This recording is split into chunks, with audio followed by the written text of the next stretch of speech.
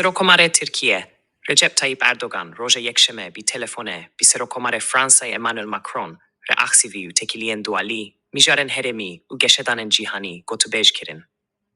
Serokomar Erdogan di vê bangê de balkişand ser geşedanên dawî yên şerê di navbera Rûsya û Ukraynayê de û destnîşan kir ku ji bo bidawîkirina vê pevçûnê êdî konaseke dîrokî derketiye hole û di vê ev firsend bê destkirtin.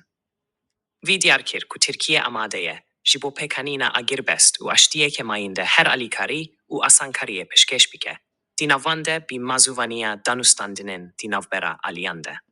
Serokomar Erdogan her wiha balkişand ser giriniya destpêkirina hevdîtinên aştiyeyên domdar, en di navbera Moskowê û Kiyevê, û ji bo jî nû ve avakirina Ukraynayê dewamkirina hevkariyê û swest ku di vê pêvajoyê de bi bandor tev bigerin. Serokomarê Tirkiyê Recep Tayyip Erdogan îro hewisa di pêwendiyeke telefonî de ligel Serokê Rûsyayê Vladimîr Putin li ser têkiliyên dualî yên di navbera Enqere û Moskowê de û her wiha geşedanên herêmî û navneteweyî axivî. Peka TRT'ye di vê pêwendiya telefonî de Erdogan daxuyaniya Vladimir Putin a ku digot hevdîtinên aştiyê yên bi Ukraynayê re dê jî cihê ku li Stenbolê hatine sekinandin berdevam bikin.